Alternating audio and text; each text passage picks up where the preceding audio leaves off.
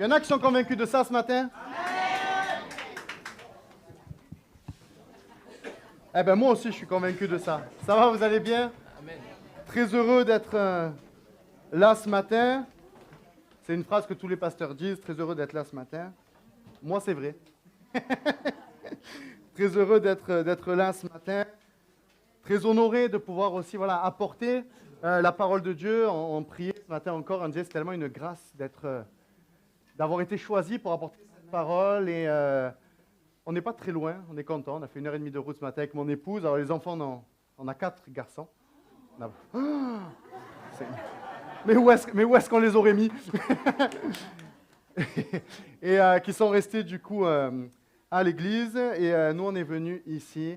Comme l'a dit Sam, ça fait maintenant quelques années que le Seigneur a déposé ça sur le cœur de notre église à Saint-Maximin, l'église du MDV, de mettre, non pas les enfants au centre, mais que l'église soit au centre, des plus petits jusqu'aux plus grands. On a été convaincus par cette parole où, dans l'Ancien Testament, il était dit que lors des convocations solennelles, c'était des enfants à la mamelle jusqu'aux vieillards. Seigneur, pourquoi des enfants à la mamelle, ils ne comprennent rien au message, ils sont au bénéfice de la présence de Dieu.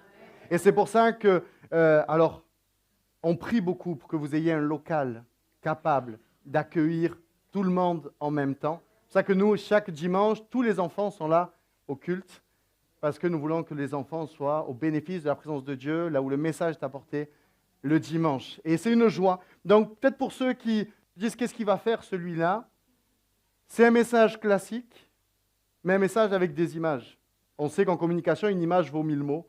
C'est juste qu'il va être plus imagé pour que les enfants le comprennent plus facilement et que surtout les adultes aussi le comprennent plus facilement. Donc, ce n'est pas un message enfantin, c'est un message qui sort, je le crois, du cœur de la parole de Dieu. Et j'espère que les images que le Seigneur va déposer, vont vous marquer pour l'éternité. Amen. On peut fermer nos yeux, on prie pour la parole de Dieu. Seigneur, merci pour ta parole.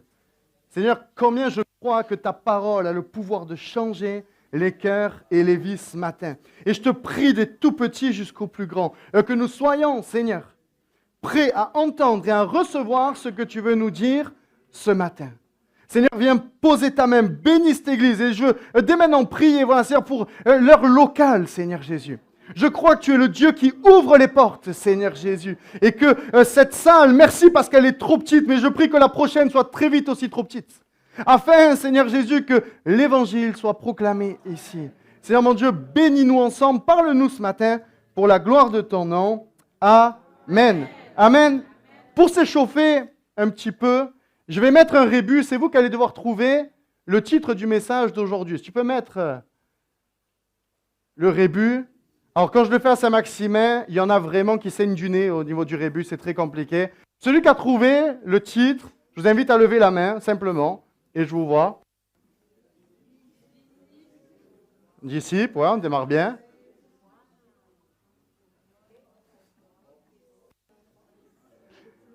Un disciple.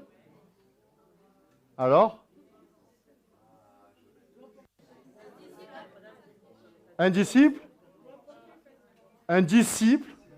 On va vérifier ensemble. Un disciple doit porter sa croix.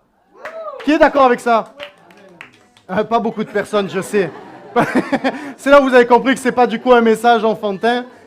Quand on parle de ça, quand on parle qu'un disciple doit porter sa croix, ça vient nous chercher. On aime l'évangile qui nous pousse dans le dos, mais un évangile qui nous emmène à introspecter. Souvent, il y a beaucoup moins de « Amen ». Mais que ce matin, nous puissions, chacun pour notre part, des plus petits jusqu'aux plus grands, se poser la question, est-ce que dans mon quotidien, on a chanté, il est le Dieu de mon lundi, de mon mardi, de mon mercredi, de mon jeudi. J'ai plus le reste de la semaine, je n'ai pas été trop loin à l'école. Le Dieu du dimanche, on arrive, mais est-ce qu'il est aussi le Dieu du lundi, du mardi, du mercredi? Un disciple doit porter sa croix tous les jours. Amen. Et quand on parle de la croix, les enfants, ça vous fait penser à qui? À Jésus. Incroyable, toi. Premier rang, trop bien. Et pourquoi Jésus est venu mourir à la croix? Pour prendre tous les péchés, pour aussi pardonner nos péchés, C'est ce que tu allais dire. Ah, pour des jeunes filles qui ne voulaient pas participer. Elles m'ont attrapé direct, elles m'ont dit, tu ne me poses pas de questions. Je dis, ça va, c'est toi qui participes. Pour porter nos péchés, pour nous pardonner. Amen. Mais ce que j'aimerais voir, parce que souvent on le dit, et on a notre langage à nous. Mais qu'est-ce que veut dire le péché? Le péché, la Bible nous dit que c'est manquer le but. Péché, c'est pas, et on va le voir après, bien évidemment, que c'est mentir, c'est voler, c'est faire tout un tas de choses mauvaises, mais c'est aussi manquer le but. Ça veut dire aussi manquer le chemin de la droiture et de l'honneur. Ça veut dire s'éloigner de la loi de Dieu. Et ça veut dire aussi, ça me fait rire de finir par ça, ne pas participer. Donc ce matin, on va participer tous ensemble. C'est ce que veut dire, le péché veut dire tout ça. Ça veut dire manquer le but, manquer le chemin, faire le mal, s'éloigner de la loi de Dieu, ne pas participer. Et peut-être que certaines personnes viennent, ou même les enfants, peut-être pour l'un ou les premières fois, et tu te dis, mais moi, franchement, je ne me sens pas spécialement pécheur. Pourtant, la Bible dit que tous ont péché et sont privés de la gloire de Dieu. Et il y a une tristesse là-dedans parce que ce péché-là, on l'a reçu d'une manière comme héréditaire. Par Adam et Ève qui ont fauté. Et j'aime donner cet exemple, alors je ne veux pas me moquer de mon ami, mais on est content quand on hérite de nos parents peut-être des yeux bleus, d'une carrure. Mais des fois aussi on hérite de nos parents de la calvitie. Et on n'est pas toujours content de ce qu'on hérite. Et pourtant, c'est une réalité qui est là. Et on a hérité du péché d'Adam et Ève. Et la Bible dit que par un seul homme, le péché est entré dans le monde, mais il y a une bonne nouvelle, c'est que par un seul homme aussi, le péché a été vaincu. Et si tu ne te sens pas pécheur ce matin, j'aimerais te dire malgré tout que la Bible dit un juste, pas même un seul. Et nous étions tous tachés, et nous sommes tous tachés par le péché. Et c'est mon péché, et c'est ton péché, qui a cloué Jésus à la croix. C'est une réalité spirituelle, peut-être que tu n'es pas d'accord avec ça, mais c'est ton péché qui a cloué Jésus à la croix. Ésaïe 53, verset 5 dira, « Mais c'est pour nos péchés qu'il a été percé, c'est pour nos fautes qu'il a été brisé. Le châtiment qui nous donne la paix est retombé sur lui, et c'est par ses blessures que nous sommes guéris. » La tâche de notre péché, les tâches de notre péché ont cloué Jésus à la croix. Et ça tombe bien ce matin, j'ai emmené des tâches, des pas belles tâches. Comme par exemple, mauvais désir. Combien par moment, adultes, enfants, on a eu des envies que nous savons qui n'étaient pas trop à la gloire de Dieu. Et ça vient entacher notre cœur. Mais merci Seigneur que ça... Est-ce qu'il y a un enfant qui veut venir clouer à la croix? Allez, viens mon pote. Merci Seigneur parce que ça, tes mauvais désirs, Jésus les a... Alors c'est peut-être un peu dur, j'ai l'appui derrière, vas-y. Appuie mon pote. On est bon ou pas? C'est bon, je vais te faire la suite. Merci. Ça a été, et je vais l'avancer la croix, cloué à la croix. Non, ici, il n'y a pas d'enfant qui se dispute, non, avec son frère et sa sœur? Ah si? Combien les disputes attristent le cœur de Dieu quand je me dispute avec mon frère, avec ma sœur? Mais je ne parle pas qu'aux enfants, là. Quand dans l'église, je me dispute avec mon frère et avec ma sœur. Et ça vient entacher notre cœur. Mais merci Seigneur, ça a été aussi cloué à la croix. Tu veux venir le clouer du coup, dispute? Non, tu as le droit.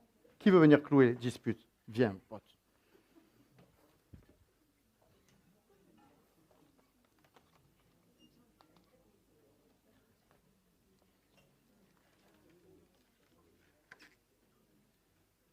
On est bon. Tu es au top. Et notre impureté, il est grand celui-là. Combien il vient tacher notre cœur.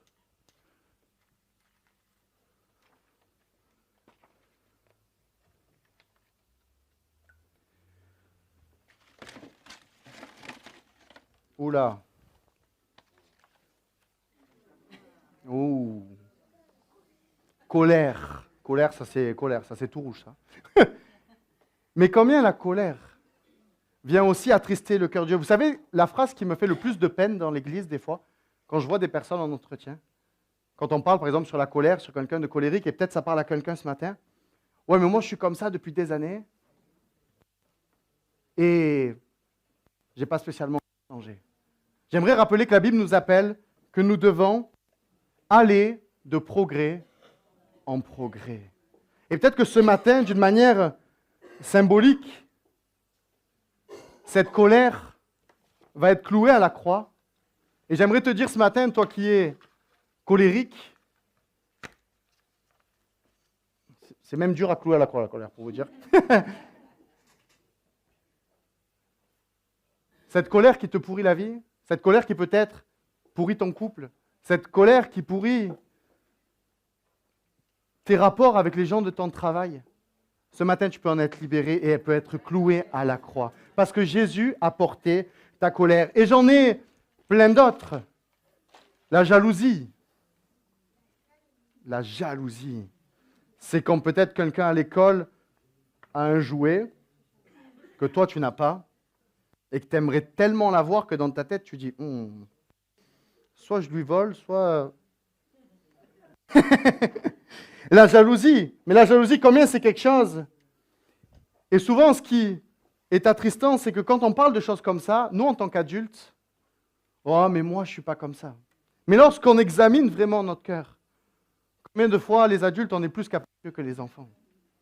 Sur ce qu'on n'a pas, combien nous sommes envieux, etc. Et tout ça, ça a été cloué à la croix. Et j'aimerais ce matin, d'une manière sérieuse, te dire, et j'en ai plein d'autres des tâches, la magie, la cupidité, les addictions. Peut-être quelqu'un ce matin est addict dans ce lieu. Cigarettes, drogue, alcool, peu importe. Christ a porté ton addiction. Et ce matin peut être pour toi un temps de libération dans le nom de Jésus. Amen. Parce que tout ça a été porté d'une manière véritable à la croix. Christ a pris le péché de toute l'humanité. Et combien nous savons que des tâches, nous en avons, et l'alcoolisme, le vol, l'idolâtrie. L'idolâtrie, tenez les enfants, vous savez ce que c'est l'idolâtrie? C'est quand quelque chose dans notre cœur prend la place de Dieu. L'idolâtrie, ce n'est pas juste prier quelqu'un d'autre. L'idolâtrie, ce n'est pas juste dire je ne prie pas Dieu, je prie autre chose. L'idolâtrie, c'est quand quelqu'un ou quelque chose prend la place de Dieu. Moi, pour mon cas, c'était le foot.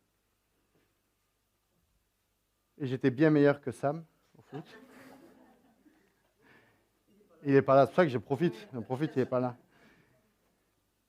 Mais des fois, il y a des choses qui prennent de la place.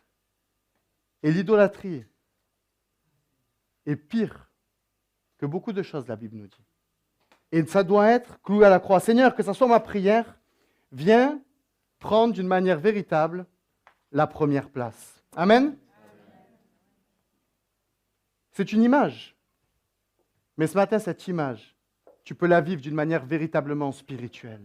Ce matin, ce qui te pourrit la vie, ce matin, ce qui fait que ton quotidien est jonché de bon et de moins bon, ce matin, grâce au sacrifice de Jésus à la croix, son sang coule encore ce matin et peut nous laver et nous purifier de tous nos péchés. Amen. Et il y a quelque chose qui est important à prendre en compte, les enfants et les adultes, c'est que ce n'est pas les Romains qui ont cloué Jésus. Ce n'est pas les méchants pharisiens. C'est nous qui l'avons cloué. C'est nous qui avons cloué Jésus à la croix. Et ce matin, il y a une super bonne nouvelle, c'est que nous sommes dans le temps de la grâce. Est-ce que les enfants, quelqu'un sait ce que c'est la grâce? Non. Oui.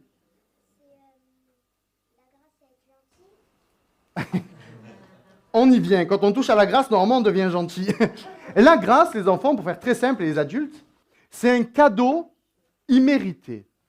Imaginez que toute la journée, bon, ici, Sam, il m'a dit que ça n'arrive pas parce que tous les enfants écoutent très bien, pas vrai? Tous les enfants écoutent super bien. Mais imaginez que toute la journée, vous n'avez rien écouté, que vos parents, j'allais dire se sont arrachés les cheveux, mais bon, que vos parents se sont arrachés les cheveux, ils ont crié, calme-toi, écoute, et nanani, et nanana, et qu'à la fin de la journée, vos parents vous disent, tu as tellement été passage, tiens un cadeau. À qui c'est déjà arrivé ça? À personne, on est d'accord. Tu m'as tellement pas écouté, tiens un cadeau. Tu as vu ce que tu veux?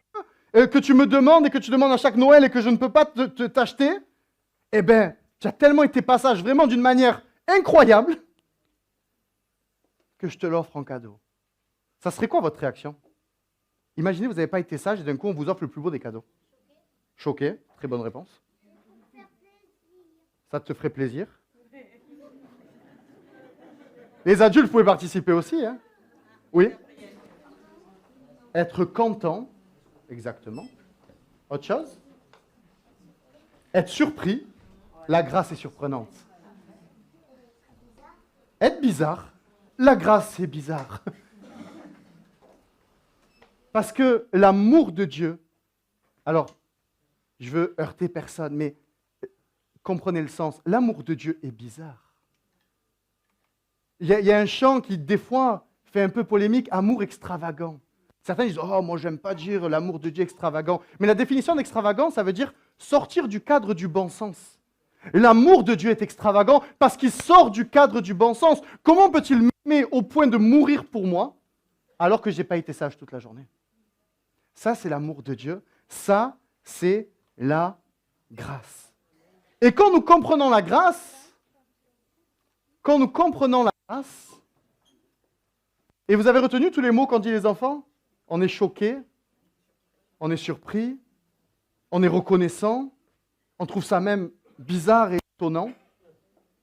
Quand on comprend véritablement la grâce et le sacrifice de Jésus à la croix, alors ce verset qui des fois nous fait grincer un peu les oreilles devient tellement rassurant et compréhensible. Matthieu 16, 24, je l'ai mis en parole de vie pour que les enfants puissent mieux le comprendre. Ensuite, Jésus dit à ses disciples, « Si quelqu'un veut venir avec moi, il ne doit plus penser à lui-même. Il doit porter sa croix et me suivre. » Porter sa croix, quand on y réfléchit comme ça, c'est tellement négatif. Mais quand on y réfléchit et quand on le vit avec le prisme de la grâce et avec tous les mots qu'ont dit les enfants, alors Seigneur, je suis content, je suis reconnaissant de faire ce que tu me demandes. Mais Seigneur, aide-moi à porter la croix. Parce que c'est tellement difficile. La Bible nous dit que notre chair a des désirs diamétralement opposés à ceux de l'esprit. Qui je suis n'aura jamais envie de porter sa croix. Mais l'Esprit de Dieu, qui est au contact de cette grâce incroyable, me donne envie de faire la volonté de Dieu. Amen. Je sais que quand on rentre là-dedans, après il y a de moins en moins d'amen. À la fin, généralement, il n'y en a qu'un, c'est le pasteur qui dit « Amen ». Seigneur, parce que j'ai compris la grâce, alors je ne veux plus marcher comme je marchais auparavant, et je veux marcher maintenant en nouveauté de vie. Amen.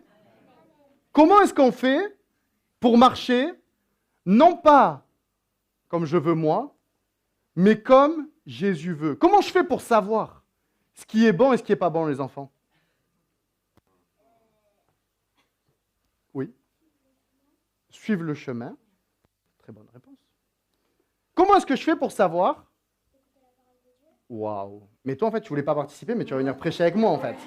Hein, c'est ça. Écoutez la parole de Dieu. Psaume 119, versets 9 à 10. Comment le jeune homme et la jeune fille rendra-t-il pur son sentier en se conformant d'après ta parole? Amen. Reste sur celui-là, mais pas la suite. Comment je sais si ce que je fais est bon et pas bon? En me conformant à la parole de Dieu. Et je vais poser une question très simple, les enfants. Comment est-ce qu'on fait pour lire la parole? Avec quoi on lit la parole? Oui, mais avec quoi? Moi, comment je fais pour lire la Bible? Avec mes yeux. Et vous savez quoi? On va faire quelque chose. Qui je vais prendre là? Tu veux? Mais est-ce que tu es capable de faire le jeu sans tricher? Sûr? Allez, viens. On va faire quelque chose. Je vais mettre un chronomètre. Mets-toi dans le carré là, ici. S'il te plaît, je ne sais pas si tout le monde voit le carré ici. D'accord? Mets-toi dans ce sens-là. Je n'ai pas envie d'avoir de problème. Et tu vas fermer tes yeux. Ok? Mais vraiment. Et pendant 40 secondes, regarde-moi, attends, c'est bon, tu peux le rouvrir. Tu vas marcher comme ça. Et le but, c'est que tu restes dans le carré. Mais tu gardes les yeux fermés. Ok? On est bon? Tu triches pas. Je vais très vite le savoir. Allez, c'est parti. Tu peux lever un peu plus les jambes quand même. Allez, tu marches. Vas-y. Allez, allez. Tu as 40 secondes. Hein. Vas-y. Tu rates pas le sol, toi, quand même. Lève la tête. Oui, oui, oui. Vas-y. Lève la tête et marche. Vas-y, vas-y. Tu peux lever un peu plus tes genoux. Vas-y. Vas-y, vas-y, vas-y. Vas-y. Vas-y, tu es bien, là. Tu es bien, vas-y. Vas-y, vas-y, continue. Il reste 10 secondes. Mais lève bien les genoux. Et lève la tête. Vas-y. Allez, allez, on continue, on continue, on continue. On continue, la tête, on la lève. Vas-y. Et attention, garde les yeux fermés. Garde les yeux fermés. C'est bon? D'après toi, est-ce que tu es toujours dans le carré? Non, d'après toi. Est-ce que tu es toujours dans le carré? Mais tu pensais y être. On est d'accord? Vas-y, on peut l'applaudir.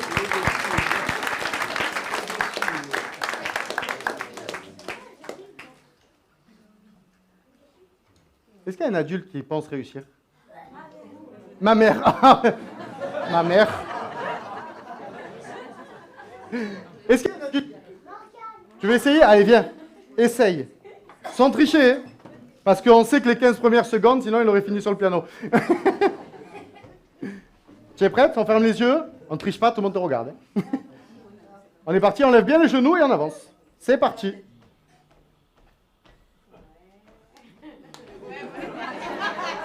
C'est bien, c'est bien, c'est bien.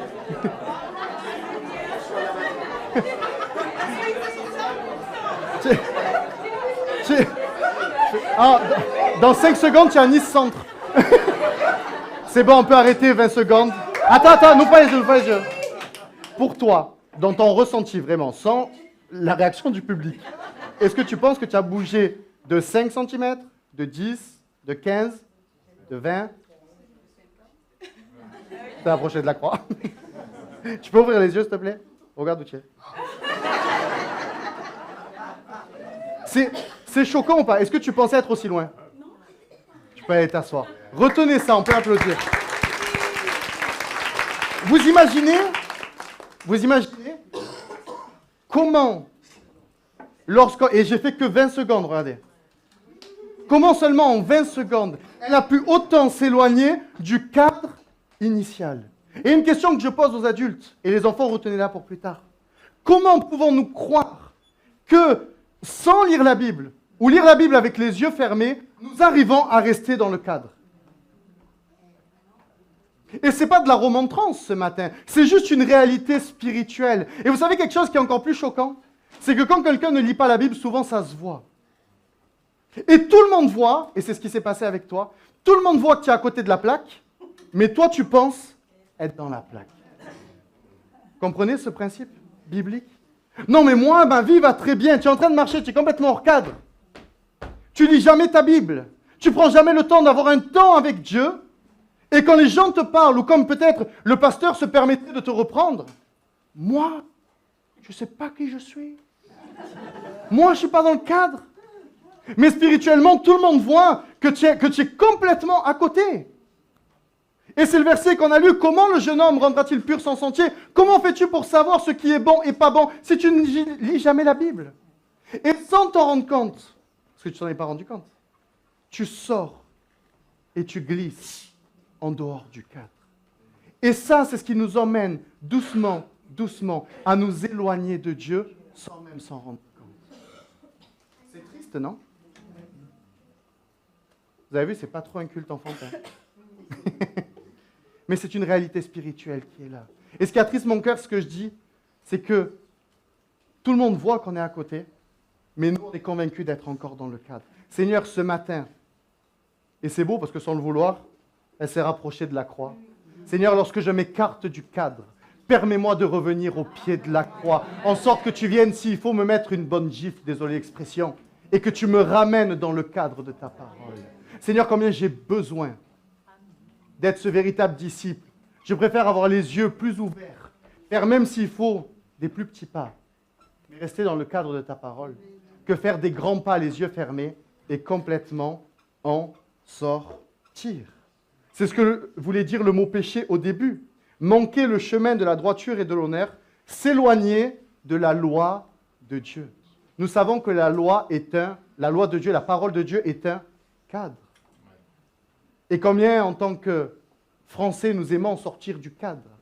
Mais Seigneur, apprends-nous à aimer, rester dans le cadre de ta parole. Et je fais un autre parallèle, le cadre de la parole. Certains vont dire, non, mais moi je marche par l'Esprit. Mais si l'Esprit de Dieu te fait faire quelque chose qui sort du cadre de la parole, c'est que ce n'est pas l'Esprit de Dieu qui te parle. Seigneur, le cadre de ta parole est une protection pour ma vie. Et c'est ce qui m'empêche de pécher. Amen. Amen. Je l'ai dit tout à l'heure, pécher, ça veut dire manquer le but. Vous êtes prêts à faire un petit jeu, adulte et enfant? En image, ce que veut dire manquer le but? Cette tasse fait de Jésus ton meilleur ami. Je sais que tu l'as déjà eu. On va faire un jeu très simple.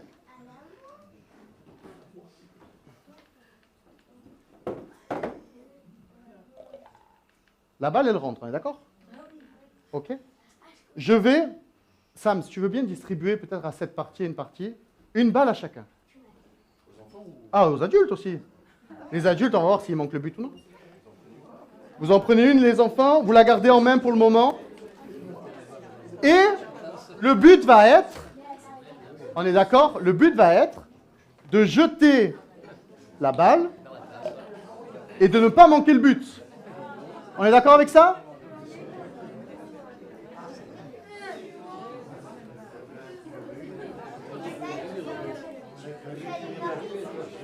Comment?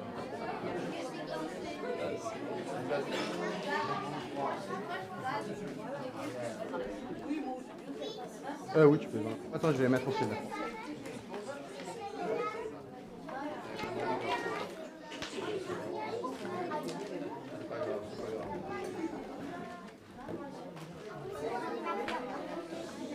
S'il y a une personne qui fait partie de la com qui veut filmer. Alors, je vais m'écarter. Je vais m'écarter. Il en reste beaucoup des balles?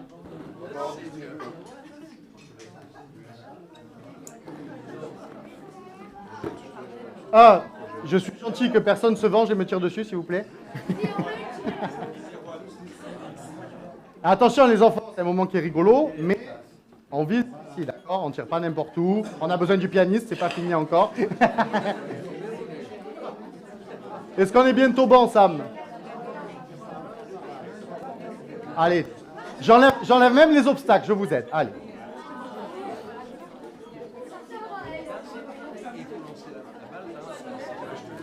Tout le monde a sa balle? On peut la lever, s'il vous plaît? Je vais compter jusqu'à 3. Et à 3. Attends, on n'a pas fait la place. Ah, il en reste encore? Oui. Et vous jetez tous en même temps. La tasse, elle est là. C'est pour ça que j'ai mis un grand but. Le péché, c'est ne pas manquer le but. Ok? Est-ce que tout le monde a sa balle?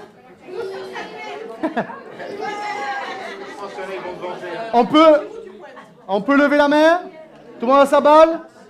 On est prêt? 1, 2, 3.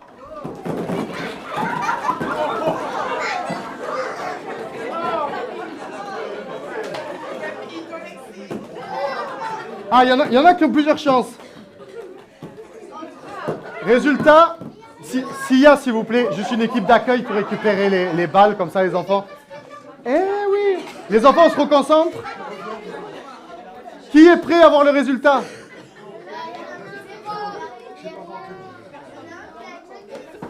Toute l'église a manqué le but. Je vais faire une blague, ne me huez pas. Toute l'église est dans le péché. Je rigole, bien évidemment. Maintenant, le temps que... C'est juste, voilà, les enfants, si on peut juste les mettre. Je sais que ça fait toujours plaisir aux enfants de faire ça, mais venez, on reste concentrés. S'il y en a qui... C'était trop petit. C'était trop petit pour tout le monde. C'est dur, hein? C'est dur de résister au péché. C'est difficile. Maintenant, écoutez bien ce que je vais dire. Écoutez bien ce que je vais dire. Le péché, c'est manquer le but. Et on voit des réactions spontanées. C'était trop dur, c'était trop petit, c'était trop compliqué. Et ce matin, dans ce lieu, il y a des personnes peut-être qui luttent avec certains péchés depuis des années. Et peut-être que de voir cette image vient encore te ramener au fait que ça fait des années que j'essaye. Et des années que je n'y arrive pas. Il y a certains petits malins qui ont récupéré Maline par là, qui ont récupéré 2 ou 3 balles et qui ont retiré. Ça fait des années que j'essaye et j'essaye et j'essaye. Et je n'y arrive pas. Maintenant, je vais vous poser une question. Tu peux me donner une balle, s'il te plaît?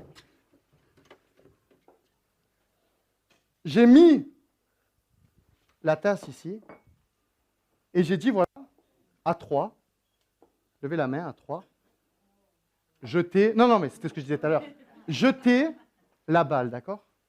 Et souvent, lorsqu'on essaye de lutter avec le péché, on le fait de cette manière-là. On essaye et on voit ce qui se passe. Mais j'aimerais vous montrer quelque chose. Admettons que je sois tout au fond de l'église. Résister au péché, ça ne veut pas dire essayer comme ça et voir ce qui se passe. Si tu veux véritablement résister au péché, le but, c'est de t'approcher. Est-ce que je vous ai interdit de faire ça? Est-ce que je vous ai interdit de faire ça? De venir et de le mettre dedans. Le résister au péché, ce n'est pas tenter des choses, c'est se rapprocher de Dieu. C'est se rapprocher du but. Et vous auriez pu tous ce matin mettre la balle dans la tasse. Mais trop souvent, nous essayons de résister au péché par nos propres forces et même le diable nous met des fausses règles. Est-ce que je vous ai interdit de vous lever? Est-ce que je vous ai interdit de vous avancer? Est-ce que je vous ai interdit de prendre le pot et de mettre directement dedans? Alors, qui t'empêche? Qui t'empêche? Si ce n'est trop souvent nous-mêmes, parce que nous écoutons les mensonges du diable. Alors, merci Seigneur, c'est une église très bien disciplinée. Personne ne s'est levé. Mais vous savez ce qui aurait touché mon cœur? C'est que quelqu'un du milieu dit c'est trop compliqué, mais moi je me lève et je m'avance. Et peut-être que la réaction aurait été oh, mais tu triches. Mais faire la volonté de Dieu, c'est aller à l'encontre de ce que beaucoup de personnes font. Aller faire la volonté de Dieu, résister d'une manière véritable contre le péché. C'est de faire des choses peut-être que d'autres n'osent pas faire. Parce que moi, par mes forces, je n'y arrive pas. Parce que moi, par mes forces, je n'y arrive pas. Mais je sais que lorsque je m'approche du but, lorsque je m'approche de Christ, alors il y a des choses qui me sont incapables de faire, qui deviennent capables en Dieu. Et retenez cette image. Toi qui luttes avec le péché, arrête d'essayer tout un tas de méthodes. Lis la parole. Prie et avance-toi. Hébreux 4, verset 16. Regardez ce que la Bible nous dit. La Bible nous donne les solutions à tout. Si j'avais lu le verset avant, peut-être que certains auraient compris la consigne. Approchons-nous donc avec confiance du Dieu puissant qui nous aime. Peut-être que certains se disent « Ah, mais si je lève et que je m'avance, qu'est-ce qu'ils vont penser ?» Avance-toi avec confiance du Dieu puissant qui nous aime. Trop souvent, écoutez les enfants, cette image, elle est importante. Trop souvent, On n'ose pas se rapprocher de Dieu parce qu'on se sent trop sale. C'est vrai ou c'est faux? Approchons-nous donc avec confiance du Dieu puissant qui nous aime. Près de lui, nous recevrons le pardon, nous trouverons son amour, ainsi il nous aidera au bon moment. Amen? On est tous d'accord avec ça. Trop souvent, écoutez les enfants ce que je vais dire et les adultes. On n'ose pas s'approcher de Dieu parce qu'on se sent trop sale de notre péché. C'est vrai ou c'est faux? Je ne peux pas m'approcher de Dieu parce que c'est la 100e fois que je retombe dans le même péché. Mais maintenant, j'aimerais vous poser une question. Qui, une fois dans sa vie, s'est dit, après une bonne journée de travail, je suis tellement sale, je ne sais pas s'il y a des maçons ou autre, c'est plein de poussière de tout, je suis tellement sale que je ne peux pas me laver. Qui a déjà eu cette réflexion? Merci. Ça rassure mon cœur. Mais qui s'est déjà dit, je suis tellement sale pour aller prendre une douche? Est-ce que quelqu'un ici a fait, Sam, je sais que des fois c'est... Personne ne l'a fait. Parce que lorsqu'on est sale, on n'a qu'une seule envie, même s'il faut, c'est quitter plutôt le travail pour venir se laver. C'est vrai ou c'est faux? Mais alors pourquoi spirituellement, lorsque nous sommes salis par notre péché, nous sommes là en train de dire, est-ce que je me lave, est-ce que je ne me lave pas? Non, je m'approche avec assurance du trône de la grâce. Là où je crois que mes péchés, mes fautes sont cloués à la croix et le sang de Christ me lave et me purifie de tout ce qui me fait la guerre. Je m'approche de Dieu avec confiance. Je m'approche du Dieu puissant qui nous aime. Dieu ne te dira jamais, tu es trop sale. Mais il te dira, j'ai tout prévu pour que tu repartes tout propre. Ça, c'est la grâce. Ça, c'est l'amour de Dieu. Ce matin, je t'en supplie. Peut-être ça fait des années, tu es tenu par quoi que ce soit. Approche-toi du trône de la grâce. Et ne manque plus le but. Je suis toujours touché parce que je le dis tout le temps, le Seigneur me fait la grâce au travers de ces messages qui sont enfantins mais qui parlent à beaucoup d'adultes. Je suis vraiment reconnaissant. Et que personne ne se prive ce matin de s'approcher de la grâce de Dieu. Peut-être que tu n'oseras pas le faire de cette manière-là, mais fais-le dans ton cœur. N'écoute pas les mensonges du diable qui te disent « mais tu es trop loin pour t'approcher ». Tu n'es pas trop loin pour t'approcher. Il faut le faire. Et la Bible nous dira, le psaume 119, verset 11, « Je serre ta parole dans mon cœur, afin de ne pas pécher contre toi. » On aura, et écoute bien, et ma sœur, je t'encourage, merci pour ce que tu as vécu, mais on aura toujours notre part à faire. Et je vais me permettre de garder cet exemple. Malheureusement, et on va le voir après, mais trop de chrétiens s'approchent du trône de la grâce, mais ils viennent au trône de la grâce et ils achètent, je garde cet exemple, un paquet de cigarettes. Il y a des choses que Dieu ne fera jamais à ta place. Il y a des choses qui dépendent de toi. Tu pries, tu te tiens, tu crois que Dieu est capable de te libérer, mais tu es maître aussi d'aller ou non acheter un paquet de cigarettes. Je refuse d'être, je vais te dire, la marionnette du diable. Que ça soit dur à l'intérieur, je le conçois, je le comprends. Mais mes actes démontrent aussi que je suis prêt à me positionner. Il y a des choses que Dieu ne fera jamais à ta place. Je serre ta parole dans mon cœur afin de ne pas pécher contre toi. On ne peut serrer quelqu'un dans nos bras que quelqu'un à qui on est proche. Si je suis ici et que je dis à ma femme, viens, on se fait un gâté. Un câlin? Gâté, vous comprenez gâté? Bon, quand même. Oh, mais tu es le seul nordiste ici. Quand même.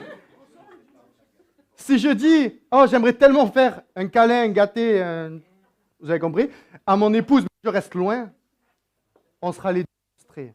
J'aimerais tellement le faire. Mais Seigneur, je veux serrer ta parole, je veux m'y approcher, je veux venir, Seigneur, près de toi et serrer ta parole dans mon cœur. Et je disais tout à l'heure, et je t'encourage ma sœur et j'encourage l'Église, on aura toujours notre part à faire. Regardez ce que dit Jacques 4, verset 8. Alors il y a Hébreux 6, 4, 16 qu'on vient de lire et qui est très encourageant et à choisir, on préfère lire, je ne sais pas si vous êtes d'accord avec moi, mais Hébreux 4,16 qui dit « Approchons-nous donc avec assurance du trône de la grâce, afin d'obtenir miséricorde et de trouver grâce, pour être secourus dans nos besoins. » Ça, on arrive à le lire, c'est vrai ou c'est faux? Mais on a un peu plus de mal avec Jacques 4,8. « Approchez-vous de Dieu. » Tu peux le mettre, s'il te plaît, c'est Jacques 4, verset 8. Comme ça, on le lit tous ensemble. Même l'ordi, il ne veut pas. On préfère dire « Approchons-nous du trône de la grâce, où Dieu nous aime, etc. » Mais Jacques 4, verset 8 dira « Approchez-vous de Dieu, il s'approchera de vous. » Et souvent, on s'arrête là, parce que ça nous intéresse. Mais la Bible nous dit « Purifiez-vous, vous qui êtes pécheurs, nettoyez vos cœurs, vous qui êtes faux. » Nous aimons tellement prendre que ce qui nous intéresse dans les versets, ou que des premières parties de versets. Il y a la part où je m'approche de Dieu, il y a la part où Dieu s'approche de moi, mais il y a la part où moi aussi je fais l'effort de me purifier, de nettoyer mon cœur et d'être vrai devant Dieu. Vous qui êtes faux, c'est dur, hein? La parole de Dieu, elle est dure des fois. Elle n'est pas agréable, la parole de Dieu. C'est dur, mais qu'est-ce que j'ai mis en place pour résister au péché? Quand je parle comme ça, je ne minimise pas. Mais il y a des réalités spirituelles qui sont là. Il y a des gens, on les voit toutes les semaines en entretien, prier avec eux, mais dans leur quotidien, ils ne font rien pour changer. Dieu est un Dieu juste, est un Dieu d'équilibre. Il dit de s'approcher de lui, mais on aura toujours notre part à faire. Je sais que quand on rentre après dans ce genre de sujet, on est un peu moins aimé, mais c'est une réalité spirituelle qui est là. C'est dur, mais qu'est-ce que j'ai mis en place? J'ai envie de suivre Jésus, mais c'est dur. Mais la Bible ne se cache pas. Être un véritable disciple, c'est dur. Vous aurez des tribulations dans le monde, mais prenez courage, j'ai vaincu le monde. Nous, on s'arrête toujours à Jésus a vaincu le monde. Mais vous aurez aussi des tribulations dans le monde. Suivre véritablement Jésus, c'est aller à l'encontre de soi-même. Porter sa croix, ça nous coûte. Écoute bien ce que je vais te dire ce matin. Si suivre Dieu ne te coûte rien, ou ne te coûte pas, c'est que tu ne suis pas réellement Dieu. C'est triste dit comme ça, mais c'est une réalité. Suivre Dieu d'une manière véritable comme un disciple, ça nous coûte. Et si suivre Dieu ne te coûte rien, c'est qu'à un moment donné, il y a quelque chose à revoir dans la manière dont nous suivons Dieu. Je dis ça comme ça, mais on va le voir ensemble. Quand nous portons véritablement notre croix, il y a des endroits, quand je dis des endroits, ce n'est pas spécialement des lieux, c'est des choses que l'on fait. Lorsqu'on porte véritablement notre croix, il y a des endroits dans lesquels on ne passe plus. Je vais expliquer mes propos. Est-ce qu'il y a un enfant qui peut venir? Ça y est, c'est le moment. Ah, allez, viens. Imaginons qu'elle a 20 ou 30 années de plus.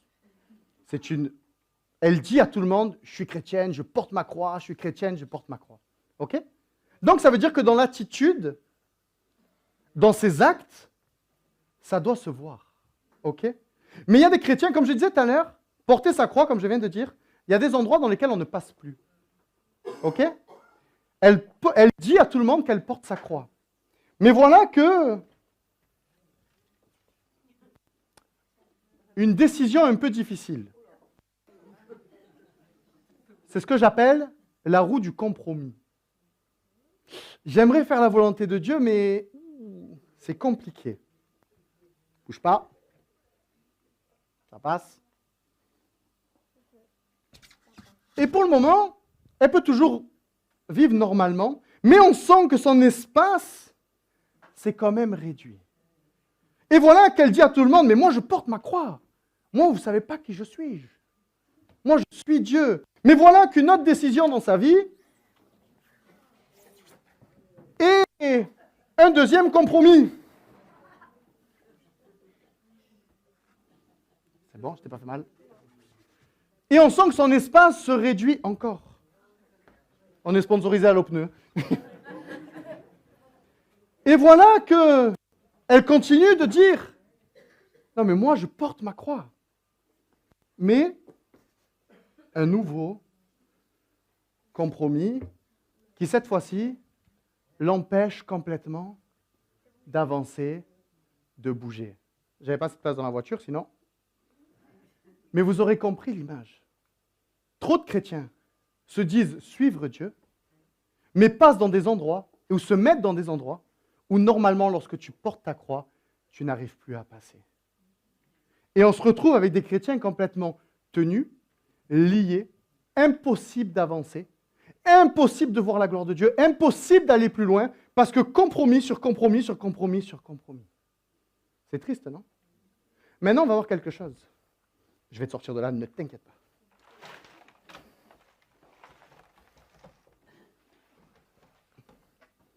Tu es prête? Je peux te porter? 1, 2, 3. Imaginons qu'elle porte véritablement sa croix. Quand tu portes véritablement ta croix, même si des compromis te sont proposés,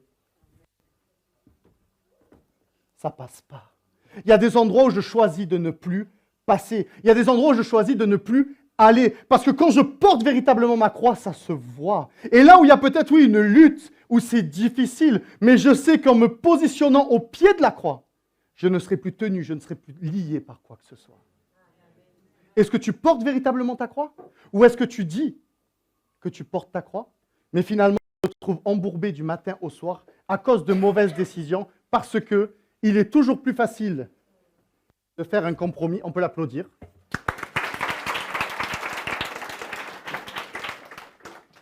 Il est toujours plus facile de faire un compromis que d'être véritablement strict et radical selon la parole de Dieu. Les enfants, le compromis, c'est quoi? Je vais donner quelques exemples. C'est quand on sait... On m'écoute les enfants, j'ai bientôt fini, promis. Le compromis, c'est quand on sait ce qui est bien. Et les adultes, écoutez aussi. Hein. Le compromis, c'est quand on sait ce qui est bien, mais quand on choisit quand même un peu ce qui est mal pour se faciliter la vie ou pour faire comme les autres. Par exemple, à l'école, ton maître ou ta maîtresse te dit de ne pas copier sur ton voisin. Tu sais que c'est mal. Et au début, tu n'as pas trop les réponses, mais tu essayes de réfléchir. Tu essayes de te souvenir. Mais à un moment donné, la 4e question, elle est trop dure, et là... Et souvent le compromis, c'est très discret, parce que le but, écoutez les adultes, le but là, c'est de ne pas être vu des autres, de ne pas être attrapé par le maître ou la maîtresse. Mais nous avons un maître qui voit toujours tout. Seigneur, je préfère rater mon examen pour un temps, mais que tu vois mon attitude de cœur, tu vois mes incapacités, tu vois mes lacunes. Mais toi, je sais que tu vois tout. Plutôt que d'essayer de passer entre les mailles d'un filet qu'on ne passe pas. Il est celui qui voit tout, qui sait tout. Et dans sa grâce, mieux vaut prier et lui dire, Seigneur, je suis incapable de rendre mon devoir.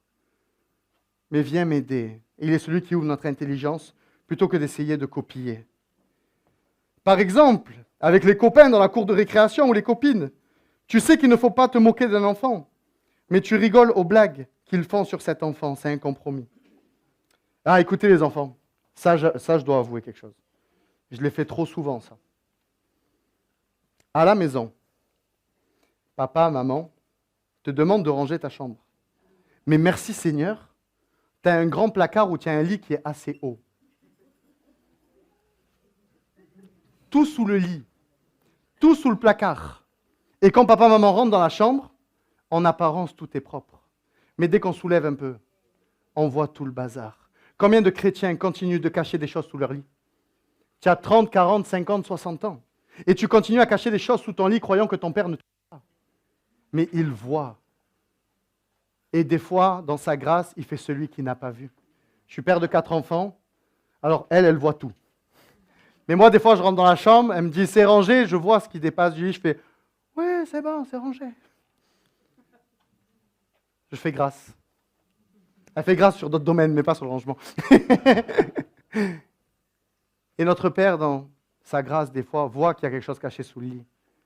Mais il préférera te dire, mon enfant, sors-le de toi-même. Et allons le ranger ensemble. Arrêtons de cacher sous le lit. Dieu est celui qui voit tout. Avec Dieu, nous savons qu'il faut dire la vérité, mais nous racontons des petits mensonges pour éviter d'être punis. C'est aussi du compromis. Trop de chrétiens sont tenus dans des hauteurs de pneus incroyables. Parce que je ne sais pas ce qui se passe dans notre tête Des fois, on croit que Dieu ne voit pas tout, mais il voit tout. Et dans sa grâce et dans son amour, il n'a qu'une seule envie, c'est comme j'ai fait, te porter et te sortir de la galère dans laquelle tu es. C'est ça la grâce de Dieu. C'est ça l'amour de Dieu. Alors, je finirai par là. Il y a une tristesse qui est là, c'est que trop de chrétiens disent « je porte ma croix, mais ne la portent pas d'une manière véritable et sont tenus dans des pneus. Luc 6, 46 est un verset très clair. « Pourquoi m'appelez-vous Seigneur, Seigneur, et ne faites-vous pas ce que je dis ?» C'est quand la dernière fois que Dieu t'a demandé quelque chose de faire et que tu as préféré te mettre sous un tas de pneus pour essayer de cacher une réalité qui est là. Mais pourtant, Dieu est le Dieu qui veut que nous mettions les choses à la lumière, non pas pour du voyeurisme, parce qu'il œuvre et il travaille que dans la lumière. Il y a des péchés qui doivent être mis en lumière, pas devant moi. Merci Seigneur pour l'humilité de la sœur. Tout le monde n'est pas obligé de faire ça. Mais Seigneur, je veux être vrai devant toi. Reconnaître ma faute, reconnaître mes péchés et dire viens œuvrer parce que Dieu est un Dieu qui œuvre dans la lumière. La première chose qu'il a fait à la création du monde, il a séparé la lumière des ténèbres. Dieu est un Dieu qui œuvrera toujours, qui travaillera toujours dans la lumière. Vous savez, je vais faire une petite blagounette. Alors, j'ai rien contre la marche pour Jésus. Mais vous savez, en tant que pasteur, des fois, ce qui attriste mon cœur, c'est qu'il y a beaucoup de personnes à la marche pour Jésus, mais trop peu de personnes marchent comme Jésus. Jésus ne nous demandera pas de faire une marche pour lui. Il nous demandera de marcher comme lui. Je le répète, j'ai rien contre la marche. Au contraire, je n'ai pas pu y aller. On avait un événement de famille, mais j'y serais allé de bon cœur. Mais je veux juste mettre une réalité spirituelle qui est là. Dieu ne veut pas qu'on marche pour lui. Il veut qu'on marche comme lui. Il veut que quand les gens te voient marcher, ce n'est pas juste un samedi sur c'était Promenade des Anglais, la croisette, je sais pas où c'était. Promenade des Anglais. Dieu ne veut pas qu'on marche pour lui un samedi dans l'année sur la Promenade des Anglais. Dieu veut qu'on marche tous les jours de notre vie, comme lui a marché. Et que les gens te voient marcher en disant, mais je ne t'ai pas vu à la marche pour Jésus, mais par contre, toi, tu marches véritablement comme Jésus. Ça, c'est le cœur d'un disciple. Ça, c'est le cœur de quelqu'un qui marche comme Dieu veut que nous marchions. Je finis par ça, un dernier verset. Ce qui est beau, c'est que, et c'est une réalité spirituelle, je l'ai dit, parce que je suis quelqu'un qui ne mâche pas mes mots et parce que trop souvent nous avons l'habitude d'entendre un évangile édulcoré. Suivre Dieu, c'est dur. Toi qui es là, qui te poses des questions, est-ce que je devrais, est-ce que je ne devrais pas? Tu devrais parce que c'est ce qui te sauve pour l'éternité, mais je te le dis, c'est dur et je sais que Sam parle vrai aussi. Suivre Jésus, c'est dur. Mais ce qui rassure nos cœurs, c'est que Jésus va dire quelque chose. Et c'est tellement dur qu'à un moment donné, même les disciples vont dire, mais attends, je ne comprends pas. C'est impossible du coup d'être sauvé. C'est impossible d'être sauvé. Il dira, aux hommes, cela est impossible. Mais à Dieu, tout est possible. Amen. La Bible dira, venez à moi, vous tous qui êtes fatigués et chargés, et je vous donnerai du repos. Je suis venu avec une croix bien robuste, bien lourde à porter. Parce que humainement parlant, c'est très lourd à porter. Mais venez à moi, vous tous qui êtes fatigués et chargés, je vous donnerai du repos. Prenez mon joug sur vous et recevez mes instructions, car je suis doux et humble de cœur, et vous trouverez du repos pour vos âmes, car mon joug est doux et mon fardeau léger. Est-ce que tu peux revenir, Madame Pneu? Est-ce que tu arrives à la porter, celle-là? Merci Seigneur, parce qu'on n'a pas tous, tu peux la reposer, on n'a pas tous les mêmes capacités, mais on est d'accord que porter ça tous les jours, c'est compliqué quand même. Par contre, on est presque à la taille. Ça passe ou pas? Attends. Là, elle porte aussi sa croix, mais est-ce qu'on est d'accord qu'elle est beaucoup plus légère que celle-là? Mais par contre, regardez une chose. Reste comme ça, reste comme ça. Tiens, non, reste, et porte le joug du Seigneur. Hein. Reste comme ça, voilà. On est d'accord qu'elle est beaucoup plus légère, mais le résultat reste le même. Avance un peu, parce que l'autre croix nous gêne. Je ne peux pas aller plus loin. Je ne peux pas aller plus loin. Parce que le joug du Seigneur, je dois le porter, mais il est doux et léger, mais le résultat est le même. Seigneur, aide-moi. C'est bon. On peut vraiment la réapplaudir parce que... Le joug du Seigneur, il est doux et il est léger. Et vous savez, ce verset, il me fait toujours sourire parce que humainement, on aime bien se souvenir de « Venez à moi, vous tous qui êtes fatigués et chargés, je vous donnerai du repos. » Si on s'arrête là, on est content. Mais la Bible dira « Prenez mon joug sur vous et recevez mes instructions. » Seigneur, je prends ton joug et je viens suivre tes instructions dans le cadre de ta parole. Ça y est, promis, de source sûre, de source sûre. Prenez mon joug sur vous et recevez mes instructions, car je suis doux et humble de cœur, et vous trouverez du repos pour vos âmes, car mon joug est doux et mon fardeau léger, si tu peux commencer à jouer à la croix. Ça y est, c'est vraiment fini cette fois-ci. Alléluia.